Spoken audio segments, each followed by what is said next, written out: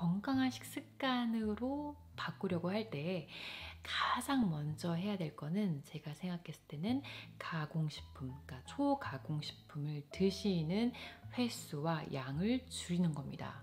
그런데 이런 의견은요, 자연요법 상담사인 저만의 의견이 아니라 정말 어떤 전문의에게 가시던 아니면 음식 전문가 아니면 식품과 관련된 뭐 박사님한테 물어보셔도 똑같은 얘기를 하실 거라는 생각이 들어요. 그런데 이 맛있고 너무 편한 이 초가공식품의 유혹을 뿌리치는 게 사실은 쉽지 않습니다. 그런데 이 초가공식품을 계속 드시다 보면 여러분들도 병들게 되고 여러분들의 식구도 가족도 아이들도 점점점 병들게 됩니다. 네, 이거는 정말 사실입니다. 네. 그래서 이번 기회에 여러분들께 이 책을 소개시켜 드리려고 해요. 과자, 내 아이를 해치는 달콤한 유혹입니다. 이 책은요, 안병수 님이 이제 지으셨는데, 이 분은 사실 20년 동안 과자 회사에서 고위 간부로 근무를 했었습니다. 그런데 시간이 지남에 따라서 자신의 건강도 나빠지게 되고, 그리고 주변에 다른 직원들 있잖아요. 젊음에도 불구하고 건강에 적신호가 온 사람들을 많이 보게 돼요. 그래서 이게 뭔가 잘못됐구나를 느끼게 되고 일단 회사를 그만두고 식생활과 관련된 정말 여러 가지 세계적인 논문과 건강 서적을 보면서 이 책을 집필했습니다. 그리고 이 책을 읽으시면 정말 왜 이 초가공식품이 나쁜지 그 위험성이 뭔지를 각성시키는 그런 책이에요. 그래서 이 책을 읽으신다면 여러분들 정말 내가 왜 앞으로 이 초가공식품을 먹으면 안 되는지, 왜 내가 이거를 나의 소중한 아이들에게 주면 안 되는지에 대해서 정말 뼈저리게 느끼실 수 있습니다. 그런데 이런 좋은 책을 저만 읽기에 너무 안타깝잖아요. 네, 그래서 오늘 영상을 통해서 일단 소개를 시켜드리고, 그리고 여러분들께서 제 영상을 보신 다음에 이 책을 더 좀 깊게 읽어보고 싶으시다면 영상 아래에 코멘트를 달아주세요. 그래서 구독 이벤트로 해서 총 10분을 추첨해서 여러분들께 이 소중한 책을 보내드리도록 하겠습니다. 네, 그래서 오늘 영상에서는요, 이 책의 내용을 바탕으로 총 5가지 초가공식품이 왜 나쁜지에 대해 여러분들께 말씀드리고요. 그리고 이 가공식품을 덜 먹기 위해서 아니면 어떻게 하면 조금 더 착한 초가공식품을 고를 수 있는지에 대한 방법, 그리고 앞으로 어떻게 하면은 이 초가공식품을 덜 먹고 내 식습관을 조금 개선시킬 수 있는지에 대한 방법까지 살짝 말씀드릴게요. 그러면 오늘 영상 시작합니다. 네, 첫 번째는요, 우리는 매일 독을 먹고 있다입니다. 우리가 사는 사회는요, 여러분, 간단한 초가공식품부터 정말 밀키트까지 정교한 가공식품까지 정말 가공식품이 남발하는 시대입니다. 그래서 정말 하루에 한 번도 초가공식품을 드시지 않는 분들은 정말 드물 거라는 생각이 들어요. 그리고 이 책에서도 말해줍니다, 여러분. 인스턴트 식품의 총아 라면, 그리고 정크푸드 제1호 스낵, 초콜릿인데 초콜릿 아닌 초콜릿 가공품, 그리고 춤추는 빙산의 일가 캔디, 심심풀이 기호식품의 추인검, 허울만듀 가공품 아이스크림, 아메리칸 사료 패스트푸드, 가공 끝 장난한 너울 가공 치즈, 가공 버터, 리콜 대상식품 햄 소세지, 건노랗고 소검은 가공우유, 첨가물 용액, 청량음료, 청량음료 뺨치게 해본 주스, 식생활 서구와의 졸작 치킨, 그리고 건강과 보호를 내쫓는 밀키트 등등 해서 우리는 정말 하루에 몇 번이고 너무 쉽게 이 초가공 식품들을 별 생각 없이 먹고 있는 것 같아요. 네, 그런데 이제 이 책 안을 보시면 제가 방금 열거했던 이 다양한 초가공 식품 있죠? 이거 안에 도대체 어떤 성분들이 들어있고 왜 나쁜지에 대한 설명이 조목조목 쓰여져 있습니다. 그리고 여러분들이 정말 정 안 돼서 시간적으로 여유가 안 되고 그럴 때 조금 더 똑똑한 초가공식품을 고르시는 방법까지 이 안에 설명되어 있습니다. 초가공식품 사실 때 이 성분표를 보시는 게 너무너무 중요해요. 네. 근데 이 성분표를 어떻게 보냐, 이거를 다 항상 뭐가 나쁜지 어떻게 내가 이걸 기억하냐라고 반문을 하신다면 쉬운 방법이 있습니다. 일단 이 성분표는요, 여러분, 짧으면 짧을수록 좋습니다. 그리고 이 성분표에 내가 딱 읽었을 때 모르는 게 많이 들어있죠? 그럴수록 나쁜 겁니다. 그래서 그냥 성분표가 깔끔하고 짧고 내가 아는 재료들 위주로 되어 있으면 그 정도의 초가공식품은 그래도 착한 초가공식품입니다. 그래서 앞으로 이 초가공식품을 사실 때는요, 여러분, 정말 꼭꼭 귀찮으시더라도 이 성분표를 확인하시기 바랍니다. 네, 두 번째는요, 현대인의 면역력은 약하다입니다. 제가 어렸을 때만 해도 아토피 때문에 고생하는 친구들이나 아이들이 별로 없었던 것 같아요. 그런데 요즘 아이들, 작은 아이들, 한창 세포가 생기고 뽀송뽀송한 이런 아이들이 아토피 때문에 고생하는 경우를 많이 봤어요, 주위에서. 그리고 그뿐만 그런가요? 저희 어른들도 그렇고 정말 요즘에 면역력이 약해지면서 알러지 같은 것도 많이 생기고 여기저기 아프신 분들도 굉장히 많습니다. 그런데 왜 이런 것들이 예전보다 많아졌을까요? 환경오염 같은 문제도 있겠지만 제가 생각했을 때 가장 중요한 거는 일단 우리 세포가 건강하지 않기 때문입니다. 네, 우리 몸의 세포가 건강해야 뇌가 건강해지고 면역력이 강해집니다. 그리고 우리 몸의 세포가 건강해지려면 우리가 먹는 음식이 건강해야 됩니다. 그런데 여러분들이 드시는 음식이 건강한 자연에서 온 자연식품이 아니고 초가공식품으로 이루어졌다면 여러분들의 세포는 건강할 수가 없습니다. 그리고 여러분들의 아이들이 여러분들이 해주시는 집밥을 먹는 게 아니라 시간이 없어서 바빠서 귀찮아서 밀키트나 아니면 초가공식품으로 먹는다면 여러분들의 아이들의 세포도 건강할 수가 없어요. 네. 그래서 여러분, 너무 중요합니다. 내 몸을 건강하기 위해서, 내 세포를 건강하게 하기 위해서 초가공식품을 덜 먹는 게요. 세 번째는요, 현대병은 모두 설탕에서 비롯된다입니다. 이 부분 같은 경우에는 많은 분들이 알고 계실 거예요. 이 초가공식품 안에는 정제된 탄수화물이 거의 주를 이루고요, 또 설탕이 많이 들어가게 됩니다. 그래서 이 초가공식품을 자주 드시다 보면 일단 내 몸 안에 혈당이 높아지게 되고, 그러다 보면 인슐린 분비가 많아지게 되고, 이런 것들이 계속 진행되다 보면 이 인슐린 분비가 매 식사마다 매일매일 이렇게 많아지게 되면 언젠간 이 인슐린 분비에도 고장이 나게 됩니다. 그러다 보면 당뇨병이 걸리는 거죠, 여러분. 네. 그리고 설탕은 당뇨병만 걸리게 하는 게 아니라 암에도 원인이 될 수 있고요. 그리고 치매에도 원인이 될 수 있고, 알츠하이머, 심장병 질환 등등 정말 다양한 현대병의 원인이 됩니다.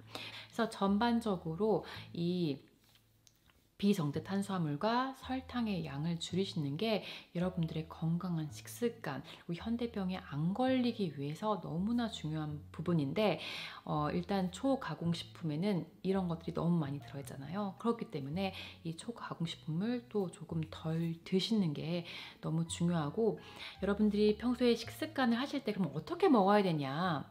그러니까 간식은 일단 제외를 하고요. 식사를 하실 때 여러분들이 한 접시를 드신다고 하면은 그 접시의 반 정도는 야채로 이루어지는 게 좋습니다. 그리고 이제 반이 또 남잖아요. 그래서 그 반의 반 정도는 단백질로 채우는 게 좋고, 그리고 나머지 이 반은 이제 정제되지 않은 탄수화물을 드시는 거, 그러니까 뭐 통곡물을 드시거나 아니면은 뭐 콩밥을 드시는 거나 이렇게 하시거나 아니면은 뭐 감자나 고구마, 단호박 이런 것들로 좀 건강한 탄수화물로 드시는 게 바람직한 식습관으로 볼 수 있습니다. 네, 네 번째는요. 정제 가공 유수의 발명은 사상 최악의 실수이다입니다. 이 초가공식품의 또 다른 큰 문제가요. 나쁜 기름을 쓴다입니다. 이거의 대표적인 게 이제 쇼트닝과 마가린이 있습니다.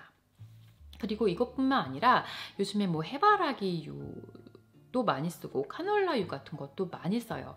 이런 게 물론 뭐 제가 생각했을 때 마가린이나 쇼트닝보다 낫긴 하지만 이런 기름들을요, 이런 식물성 유들을 고온으로 굉장히 높은 온도로 이제 조리를 합니다. 그리고 이런 식물성 유를 고온으로 조리를 하면요, 여러분 트랜스 지방이 100% 나오게 됩니다.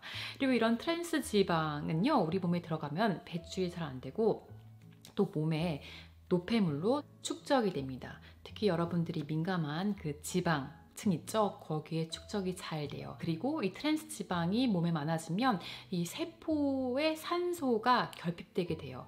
세포는요, 여러분, 유기체예요. 우리처럼 이렇게 살아 있습니다. 그래서 산소가 필요해요. 근데 산소가 부족하면 세포가 잘 일을 할 수가 없습니다. 근데 거기다가요, 또 트랜스 지방은 우리 몸의 중요한 영양소인 뭐 비타민, 무기질 이런 것들을 야금야금 소진해서요, 우리 몸에 이런 중요한 영양 성분들의 결핍이 오게끔 만들기도 하고요. 여러분들 매일매일 오메가3 챙겨 드시죠? 왜요? 우리 뇌에 좋다는, 세포에 좋다는, 피부에 좋다는 오메가3를 드실 텐데 이 오메가3 그리고 어느 정도의 오메가6가 우리 몸에 꼭 필요한 지방산입니다. 몸에서 생기지 않아요. 그래서 챙겨 드셔야 되는데 이거를 드셨다고 해서 우리 몸에서 바로 쓰이는 게 아니고 이게 쓰이기 위해서는 효소가 필요합니다. 그런데 이 트랜스 지방이 우리 몸에 많게 되면 매일매일 오메가3 드시지만 결국에 여러분들의 몸에는 오메가3 결핍이 일어날 수 있어요. 그래서 내 몸에 나쁜 그 트랜스 지방의 노폐물이 덜 쌓이게 하기 위해서, 그리고 내가 매일매일 챙겨 먹는 그 좋은 오메가3로 약간의 오메가6가 우리 몸에서 잘 쓰이기 위해서 여러분 이 초가공식품의 양을 줄이셔야 돼요. 그렇지 않으면 여러분들의 피부, 뭐 뇌, 세포의 건강 이런 거를 지키실 수가 없습니다. 네, 마지막 다섯 번째는요. 탐욕과 몰상식이 음식 속에 화학물질을 넣었다입니다. 여러분 현대사회는요, 케미칼 시대라고 해도 과언이 아닙니다. 그 식품 업계도 그렇고 뭐 화장품 업계도 그렇고 이런 화학 첨가제 이렇게 조금 들은 거는 인체에 해롭지 않습니다 라고 말을 해요. 그런데 문제는 뭐냐면요, 우리 몸이 화학 첨가제에 너무 많이 노출이 되어 있다는 겁니다. 그러니까 아침에 일어나서 여러분 이제 세수를 하고 샤워를 합니다. 세정제로. 그러면 거기에도 화학 첨가제가 들어가서 일단 우리 피부가 거기에 노출이 됩니다. 그리고 이제 화장 메이크업 하시죠? 거기도 화학 성분 들어 있습니다. 아침 이제 드시는데 바빠서 그냥 빵에다가 잼 드셨어요. 근데 거기도 그냥 여러분들이 직접 만드신 게 아니라면 화학 첨가제 들어 있습니다. 그리고 이제 일을 가시거나 아니면 외출을 하시게 되면 당연히 외식을 하시거나 아니면은 급하게 뭐 빵집에서 뭘 드시거나 아니면 편의점에서 뭘 드세요. 거기에도 화학 첨가제 들어 있습니다. 그리고 밖에는 여러분 환경 오염 때문에 여러 가지 이렇게 두두둥 그 화학물질이 떠다니고요. 그리고 중간에 뭐 간식을 드시거나 하면은 또 거기에도 화학 첨가제가 들어있을 수 있고, 그리고 저녁에 이제 돌아오셔서 또 이제 씻고 하시잖아요. 그러면 또 거기 뭐 샴푸나 또 비누나 이런 거에 또 화장품에 화학 첨가제 들어있을 수 있습니다. 그러면 여러분들이 하루에 얼마나 많은 화학 첨가제에 노출이 되는지 아세요? 그리고 이 책을 보면 오늘날에 쓰이는 그 합성 물질의 종류가 3만 가지가 넘는다고 합니다. 무시무시하죠, 여러분. 네. 사실 우리는요, 굉장히 자연적인 존재예요, 여러분. 그런데 정말 많은 화학 물질에 노출이 돼서 우리 몸은 그 화학 물질들을 독소로 여기고 있고 이걸 내보내기 위해서 너무 힘들게 뭐 간이나 이런 것들이 이제 일을 하고 있는 거죠. 그리고 그걸 하다 보면 너무 이제 간이 힘들어져서 간에 문제가 생길 수도 있고 아니면 신장에 문제가 생길 수도 있습니다. 자신의 물건을 파는 회사들이 네, 우리는 화학 성분이 요만큼밖에 들어있지 않아서 안전합니다, 이런 거 믿으시면 안 돼요. 네, 물론 우리가 그것만 먹으면 괜찮을 수 있죠. 근데 우리는 그것만 하는 게 아니잖아요. 그렇기 때문에 화학 성분은 최대한 적은 게, 우리가 최대한 덜 먹고 쓰는 게 결국에는 네, 굉장히 중요합니다. 왜냐면 화학 성분은 그냥 우리 몸에 독이거든요. 네, 여러분, 그래서 오늘 영상은요, 이 초가공식품이 도대체 왜 나쁜지 조금 조목조목 알려드리는 영상이었습니다. 그래서 이 초가공식품을 덜 먹기 위해서 어떻게 해야 되느냐라고 제가 그냥 짧게 이제 요약을 해드리면, 일단 이 초가공식품이 왜 나쁜지에 대한 무지에서 벗어나셔야 됩니다.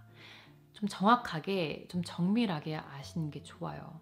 그럴 때 도움이 되는 게 이런 좋은 도서입니다.